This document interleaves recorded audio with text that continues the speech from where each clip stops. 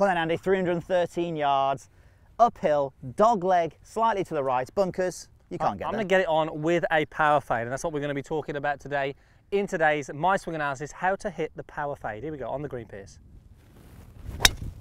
Oh, that's on there. Go. Go.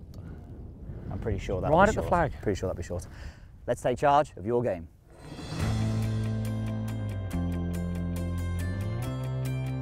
So thanks for joining us on the 10th tee here at the Asprey, and it's time for My Swing Analysis, where we analyse one of your golf swings. So how would you like the chance to have an analysis from myself and Andy, plus a 12-month subscription to both 18 Birdies and meandmygolf.com? Well, if you do, this is what you need to do.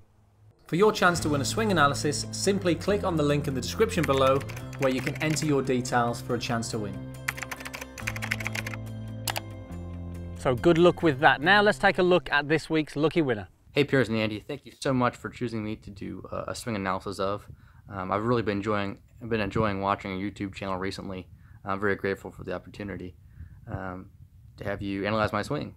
Something I've really been struggling with really the last couple of years is I've always battled a slice off the tee, and every time I think I might have fixed it, I end up overcorrecting and going left, and then trying to fix that and going back to the right.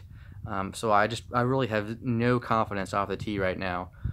Iron play is generally pretty good. I struggle with miss hits every once in a while, but off the tee is really prohibiting from getting my game where I want it to be, which is breaking 80 consistently. So any tips that you have for me, I would be greatly appreciated.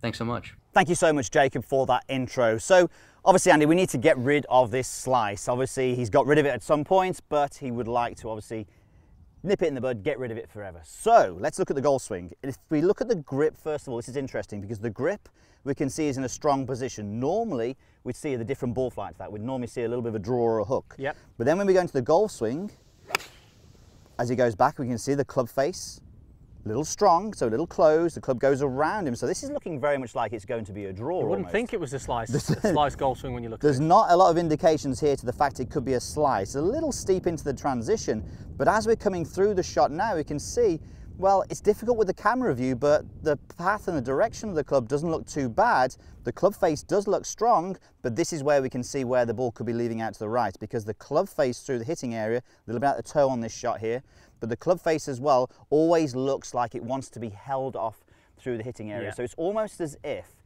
Jacob has got his golf swing from being a slice to getting it a draw, but then maybe gone too much. Now protecting it from going left is actually going out to the right. So Yeah. can you just sort of demonstrate that, just Yeah, what so we mean by that? It's not the typical slicer swing that No, we would it's normally not. see. We normally see a slicer with an open face and then someone swinging very much over the top and across. But what we see Jacob do, he's got a strong grip, which strengthens the face at the top of the golf swing. He starts maybe a little over, but then as we see in sort of through impact Pierce, he gets this right shoulder sort of down low, handle comes up high, and it's almost like a protection of actually stopping it to go left. Absolutely. So it's got really almost an anti-hook golf swing at the moment. So he's just fighting everything from going that way. And I think both the shots that we've got of Jacob, he strikes them both out the toe. Yes. And when this handle rises up often, we get that toe strike, and that will even influence a little bit of right into it as well. 100%. So here's what we would look at.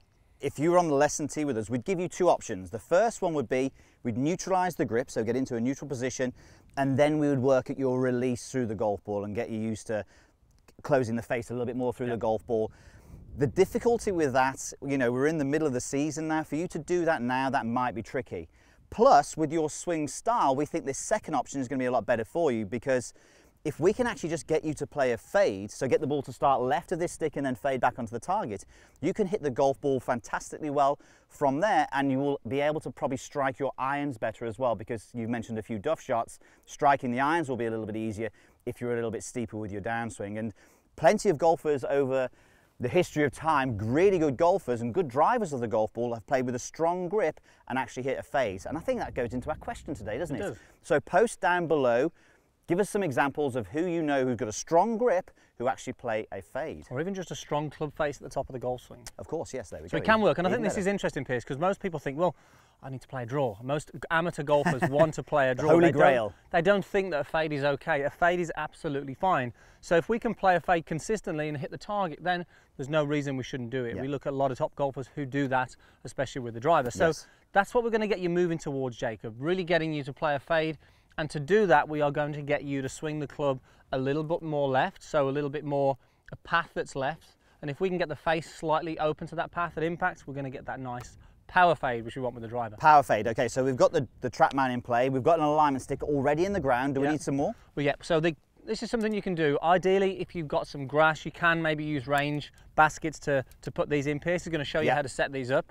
So if I take my setup, I'm going at the furthest bunker on the left there, and if I just take my backswing, you'll see Pierce is just going to put it roughly where the hosel of the golf club is there. So if I swing on plane, I'm going to be pretty close to missing that. Now, Jacob actually swings a little under as well, so this is perfect for him. Then on the way through, what Pierce is going to do, I'm going to sort of swing through here, and Pierce is going to put one in there to encourage me to swing under that.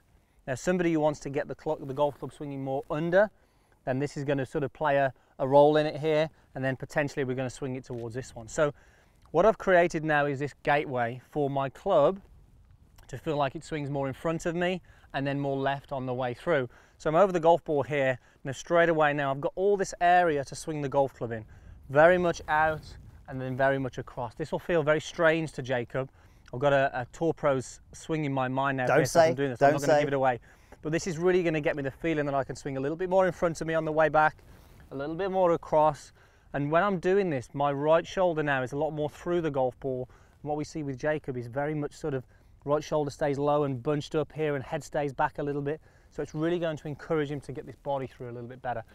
Really good for getting that club face square for you as well. And what's that going to do with the irons as well? It's going to be really good for the irons on the strike. Definitely from compression into the irons, it's great for that. When we get this right shoulder sort of staying back there, we can get a lot of heavy shots and a lot of high shots as well. Okay, so let's get you hitting a shot. A couple of things I would say. Obviously, alignment sticks are great. I mean, you know, getting 3 is maybe a little tricky, but you know, it's worth investing in it, or an alignment stick company. Putting some head covers on there as well, you can do that to make it a little bit softer, or some noodles on the top there. So it's all those sort of things you can do. So we've got TrackMan in play. We're going to get, hopefully, this golf ball starting left of this stick and finishing on the target. It better do, it better do. So I might hit a couple here, Pierce. Let's see if I can produce that. But I'm really going to feel that my club swing's a little bit more up now, in front, and then across on the way through, hopefully to get this fade working, this power fade here on the 10th.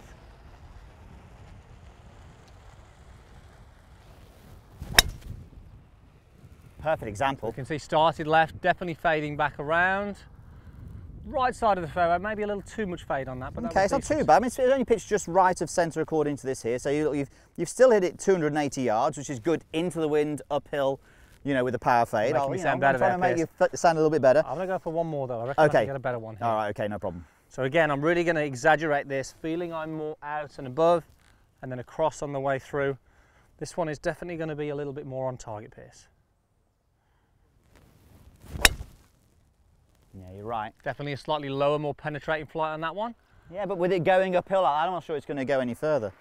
In fact, it went 280.5, so it's very similar on the distance there. So look, the beautiful thing about this beautiful thing, can't believe it's a beautiful thing. The club path is 6 degrees left. Yep. And we're looking normally for a 2-to-1 ratio with the face to path relationship. So basically, the club path was 6 degrees left, and the face was 2.5 degrees right of that. So that's actually perfect for you there to create that fade and get it finishing on the target. Definitely. There. And then what I say about these two alignment sticks here, it's great for a visual aid now for me to get the feeling, and I've got so much room to do this. And the feeling, as we know, is very different to the reality. But if you're somebody who struggles to play a fade, then creating something like this is a great way to sort of train a slightly different path and give you the right feeling. Yeah, and I think, you know, there's no way he'd have been able to do that fade without the sticks. Definitely not. Okay, so look, we hope you enjoyed that, Jacob, and everyone else who's watching this who's maybe thinking about playing a fade there, this is a really good way of doing this. So we hope you enjoyed this. If you did, please hit the like button. It helps us grow and reach more golfers, and leave any comments down below if you have any questions about this video. Plus, Andy. Break 90 has just gone live. If you haven't seen it already, it's a 6-week coaching plan that we guide you personally week by week to actually break 90. So here's a sneak peek of what it's all about. We are PGA professionals, Piers Ward and Andy Proudman. Now, over the last 20 years, we've played with and coached golfers just like you who are struggling to break 90. I want to be more consistent, hit straighter drives, have more confidence. These are the main things that golfers say when they come and see us, and we've helped literally thousands of golfers break 90. And in this plan, we share with you our secrets of how we've done this. Break 90 is a 6-week, carefully designed plan where we personally guide you through each week on your game. We get you to understand your golf swing so that you can hit the golf ball further, straighter, and more consistent than ever. We also recognise that golf is more than just how you swing the golf club. So we don't just focus on creating a better golf swing, we help you develop every aspect of your game that allows you to grow in confidence and create game-changing results. Who is Break 90 for? Well, obviously, if you want to smash 90, this plan is perfect for you. Come and be a part of our exclusive community, our tribe of golfers that are taking charge of their game.